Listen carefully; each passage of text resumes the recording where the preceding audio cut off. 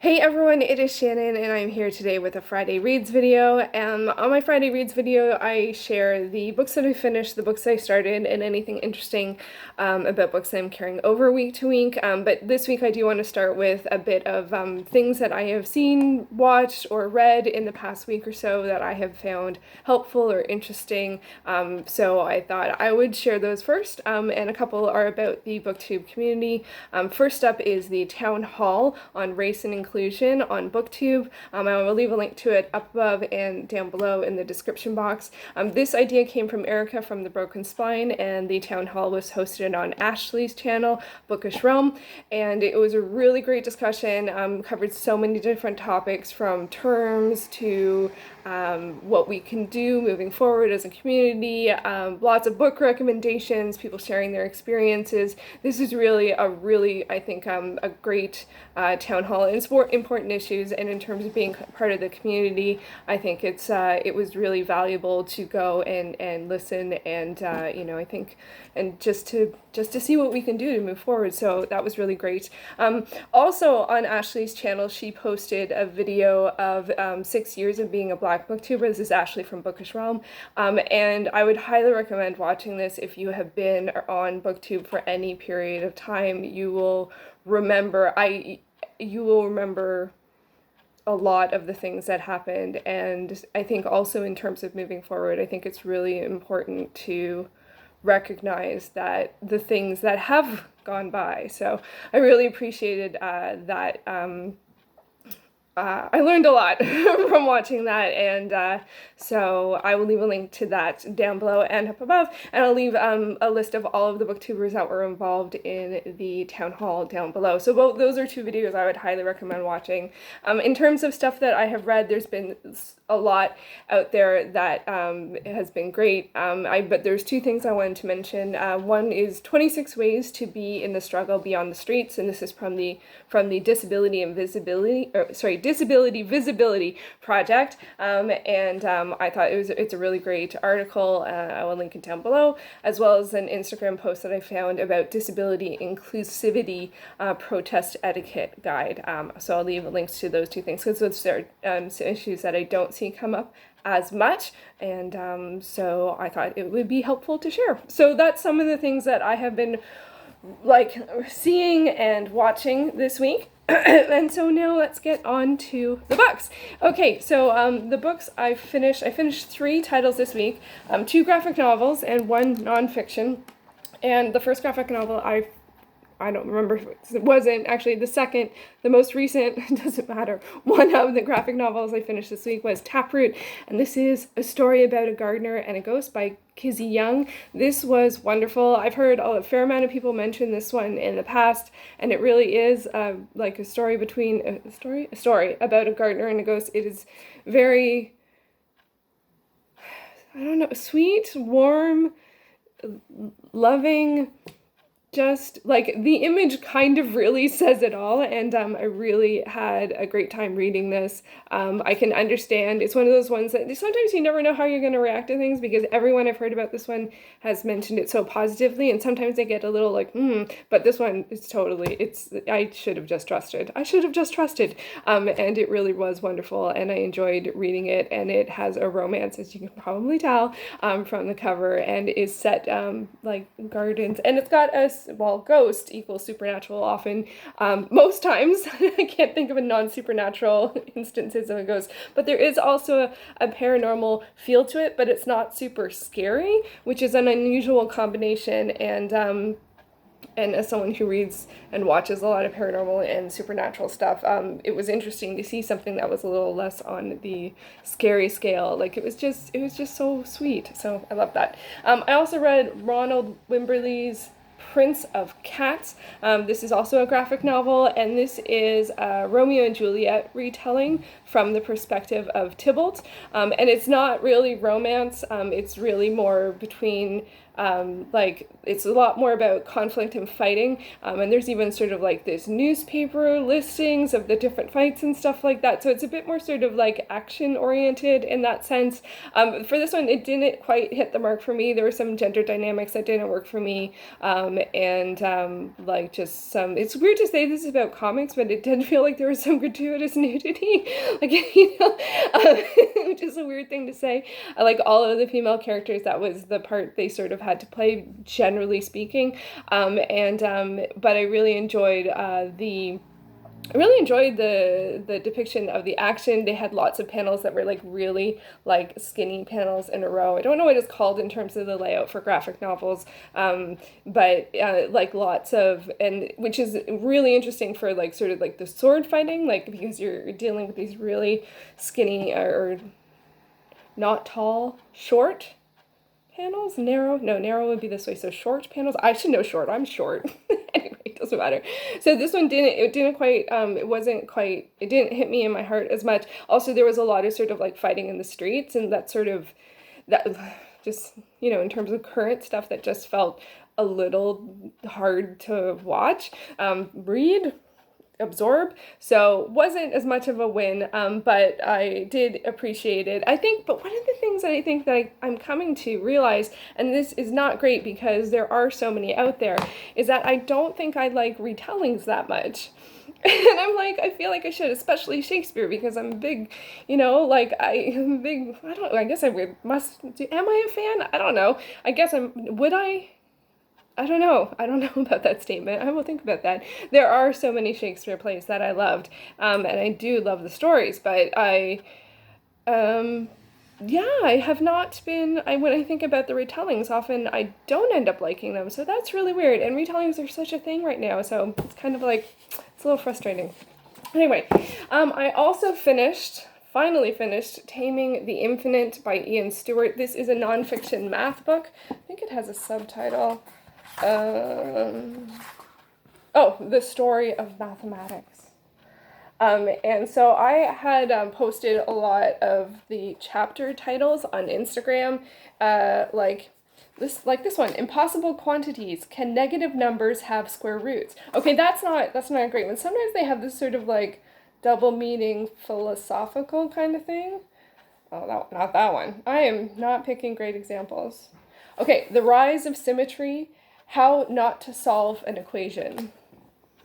Like, they're just really interesting. So anyway, so I finally finished this. It took me about 3 months, and I didn't absorb all of it. I will admit to that. There are a lot of like equations and stuff like that, and but I did enjoy sort of like the history and lives of the mathematicians. How the really, like, to me, it's really interesting that people could independently come up with sort of like the same ideas around the same time, and also, you know, historically how a fair amount of the mathematicians, depending on the time period, their ideas were not accepted, and the results, the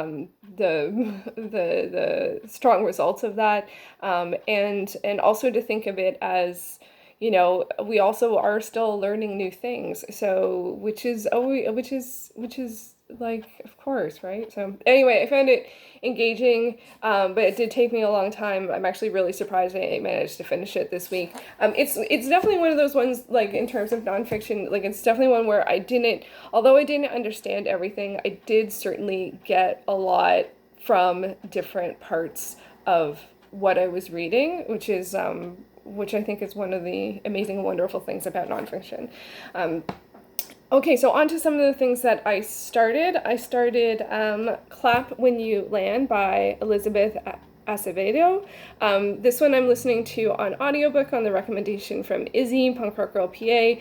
And this one, oh my gosh, this one is so emotional. I can barely take it. And it's interesting because I've heard people describe what this is about, and then, but as I'm reading it, I feel like I haven't gotten to the point where, like, where that description has come into play yet, so I'm not quite sure what to say about this one. So in terms of, I don't want to spoil it. I don't feel like I've been spoiled, but I don't know. and this one has two narrators from two different people, and it's really beautiful, but it's heartbreaking. It's heartbreaking. Even when it's not talking about something that's heartbreaking, the emotional intensity of it is so high that I can only sort of take it in little bits and pieces. So, but I am enjoying it. I'm also reading Buffalo Soldier by Maurice Broadus. This is an alternate history steampunk western. And I don't think I've ever seen a steampunk western before or read a steampunk western before. And this one, it's really interesting. I think it's a novella. It's taking me a while to read. My reading has not been great this week, but this one's really interesting because the protagonist, I feel like even though we're following him, I can't remember if it's first person or not, but even though we're following him, I feel like because he keeps the cards so close to his chest that I'm like, I don't even know like what his goals are. Like, I don't even know where he's going or what he's doing because he's like, the information is so locked up. And but I do know that he has this boy who is his charge, who it feels like is trying to get safely somewhere. I'm only about 30% in, but it's very interesting, very engaging. And I also did, when I was trying to find, looking for some different, I think I was trying to find urban fantasy. And this author is actually Afrofuturist, and he wrote a great article about sort of current situation stuff, which I will link down below, which I found really engaging. And so this one, I'm like, it's taking me a while. Like, it's just, as I said, my reading has not been great this week, but I'm really enjoying this one. I'm curious to see where it goes. There's a fair amount of action, there's a fair amount of intrigue and mystery. That's probably what it is, intrigue, and there might even be some like espionage like this. I feel like the protagonist may may have been a spy. So espionage is like my least successfully understood genre. I always I always forget that people might be lying, so which comes up a lot in spy stories. So anyway, so I am enjoying that. I am also continuing to read Forbidden by Beverly Jenkins. This is a historical romance that is also Western set. But so I think with this, I will wait till I finish Buffalo Soldier first, because I tend to only read one per genre at a time. Although this really is romance, but it is they're in similar time periods. Although the other one is alt history, so I don't know. Anyway, I am enjoying this one so much, and it's my first Beverly Jenkins, and it has been great. And so I'm continuing to read that, and I'm also continuing to read, as a lot of people I am sure are currently reading, I am continuing to read, as it loads, oh, it didn't go to the title page.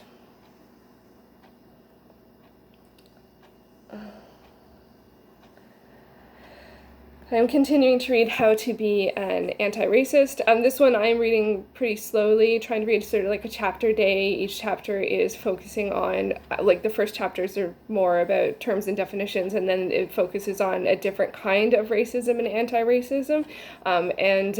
So I'm really trying to absorb it, and it's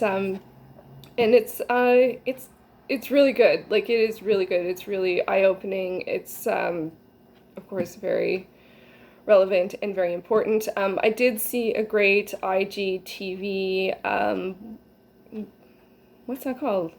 Video, I guess, with the author, and I will link it down below, and it sort of has like 5 tips on being an anti-racist, and it's really good. So I'm going to continue to read that. That probably will take me the rest of the month, because I really want to absorb the information. The only other thing I didn't end up reading, was a bit of a false start this week, which was Artemis Fowl. I thought, very loftily thought, that maybe I could finish it by the end of the week, because the film adaptation is on Disney Plus as of today. I have read it before, but I read it when I wasn't reading a lot. Like, I read it before I was on Goodreads, and I read it before I was tracking my reading. So it has been a while. It is urban fantasy, and it follows a boy genius, and you know, and I don't know if he's like an evil genius. I can't remember. At least mischievous. I don't know. Maybe evil. Maybe not like evil, but like I don't know. I'm not sure. I don't remember. Anyway, so the I'm excited to see the movie because it was supposed to be out last week, and then it got last year, and then it got delayed, and then it was going to come out this year, but of course with the COVID-19, like everything's different in terms of that kind of thing. So Disney decided to add it to Disney Plus streaming service. So yeah, so I'm gonna probably watch that this weekend. It's been a while since I've watched a new movie,